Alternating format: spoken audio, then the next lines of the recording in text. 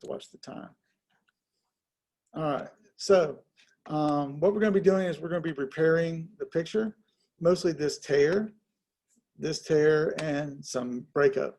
But it's also a lot of old photographs. People will bring them in to retouch. They'll be discolored as well, and they want you to kind of get it back to the black and white. Does anybody know why it continues to discolor?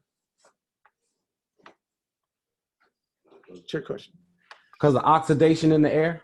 Well, the oxidation, but also stop bath doesn't actually stop at 100%. It reduces the photo process to almost a crawl. That's why, like, when you go to your grandma's house and the pictures are all blue or yellow, and there's this, it's kept processing. In a long time, it will eventually just completely disappear. But that's why a lot of people are getting stuff digitized. They're getting, as they're inheriting photos or slides, they're getting them digitized. So let's go over repairing this. Now, I've already done it, but I'll do it again just to show y'all. So I'm just going to click on the picture and drag it to Photoshop, and it just opens it up in Photoshop down on the hotbar down here. So I have 2 copies of it now. So I'll close one. Now the tools I want to go over today are the clone stamp tool and the healing brush. Now there's the spot healing brush, and then there's the healing brush, patch tool, content aware tool, red eye tool. Red eye tool is really good if you've got flash photos with kids with red eyes. They all look like Satan. The first thing I want to do is, now this picture is a little cut on the edge because of the scan. So I want to straighten it up first. So I'm going to come up here and I'm going to try to get in here just a little bit to about the right size. Now, the problem I have is that the picture itself is crooked. So I need to adjust that. Why is it not working? It's giving me grief this morning.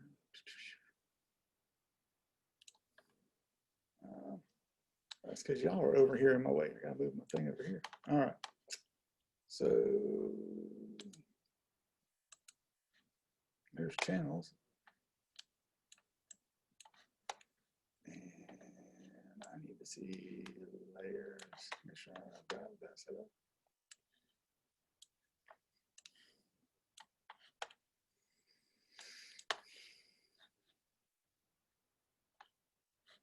All right.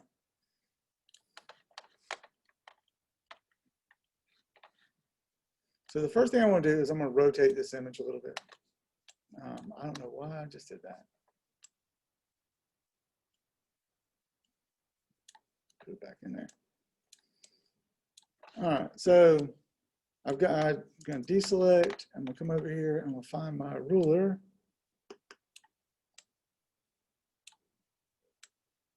I'm having one of those mornings. Nothing seems to work right. No.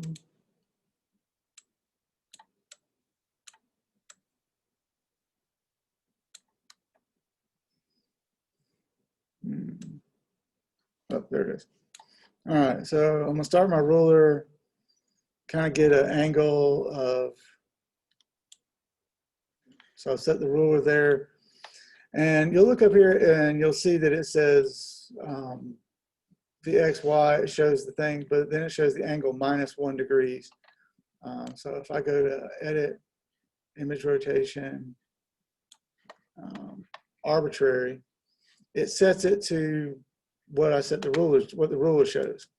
So it straightens the picture up. Oh, isn't that awesome? All right.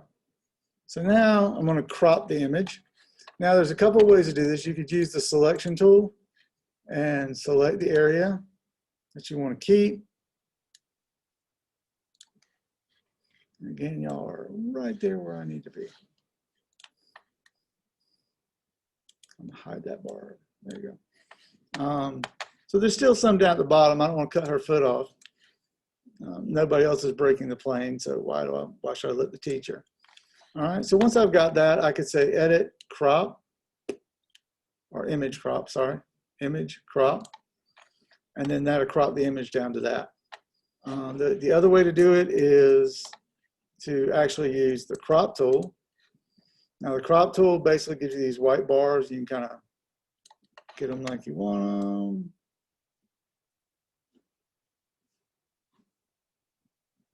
Just like that. And then hit return and it crops it. All right, so we're golden. All right, and you notice I duplicated it again. Yeah, so that way I've got an original, and then I'm just clicking on buttons now. I don't know why. Hey, the background one is better, so I'm gonna use it. All right, so the next thing I want to do is I want to deal with, oh, I see what it is. It's not that the background one is better.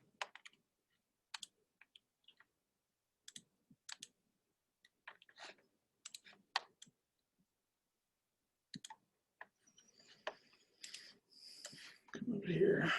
I'm gonna recrop it just a little bit because the little white and gray that's popping through is transparency. That would be a problem. All right, so file image crop. All right, boom, there we go, magic. Okay, so the first problem I have is the color. It's starting to discolor. This was a black and white photograph. It's not black and white anymore. It's starting to turn brown, and it's starting to lose some of its crispness. So the first thing I'm going to do is go to edit, adjustments, and then go to, let's do levels. Levels is always fun. Now, what you have here is a histogram, sounds all British, of all the pixels. This is basically like a giant sample of the pixels. Now, the computer sees 255 variations of value between lights and darks. So I can go over and I can move the dark pixels over a little bit, move the light pixels over a little bit, and then I can move the 50% gray over a little bit, lighten it up.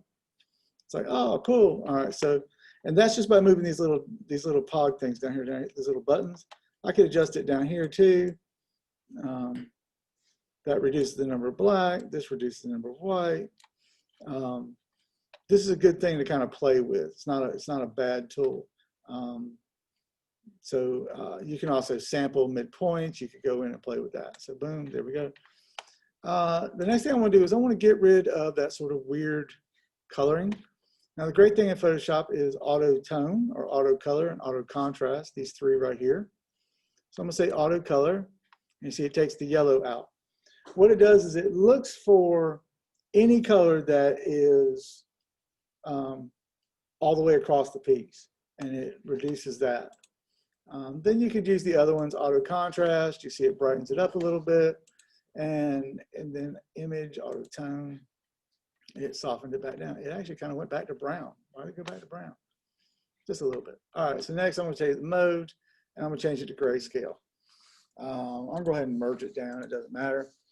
So now I've gone from the sort of jacked up image that I started with to this brighter, clearer kind of image. Now there's some things you can't do. I know you've seen in movies and videos where you go in and they're like, take that person out so we can see what's behind them. That's not how photography works. That's just television magic.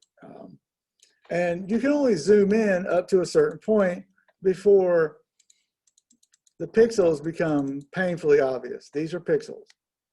And what it depends on is a procedure called optical blending. It means your eyes go in and blend this.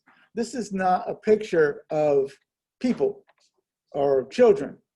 This is a series of value dots between 0 and 250 of black and white. And how they're laid out creates the picture. All right, everybody with me? All right, I'm gonna take that as a yes. Pressing on. Oh, all right. It was better when I had it tracked outside the box. All right. So now I want to start repairing things. Now this gets a little time consuming and can be very annoying. I like to repair this in sections. I typically start with, I usually start all over the place. So let's go over here and let's start over here. Now, I'm going to use the clone stamp tool. Now, what the clone tool does, it allows me to duplicate from one spot of an image to another spot of an image. So if I wanted to duplicate this kid's face, now I'm holding down the Option key on the Mac, and I think it's the Control key on a PC. So I've clicked over here, and what I've set is an anchor point.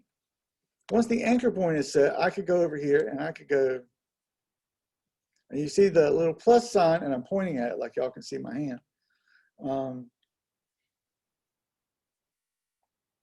Over here. So I can duplicate it that way. I can make a copy. Another way to kind of use this in a really powerful way is to, where did my layers palette go? There it is. So let's say I want to set my point here. Now I'm going to set my point on one layer, right here. I'm going to go over here to make another layer, and then I'm going to start copying there. All right, now the advantage is now I can kind of move this around because I'm just moving that layer and not the original. Now, if I try to clone again, the problem I'm going to have is there's nothing to clone over here because I'm on a layer where there's nothing. So I have to go back to the original. That's the most annoying thing that you're going to discover. So you could duplicate that. So if you have someone whose face is significantly damaged, like this little girl's, you can pull parts of the other kids over. Your only really hope is that who's ever brought this into you isn't the person that's important. Because they'll be like, well, that ain't my grandma's eyes. But like, no, but your grandma's eyes were gone. So, so hopefully, like, it's one of these kids in the second row or in the back row where the damage is not significant, or this kid or anybody but her. So I'm gonna stop sharing for 1 second and then I'm gonna restart.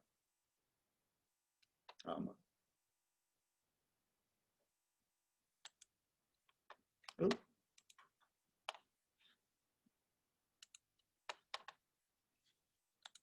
Wait, was it not recording?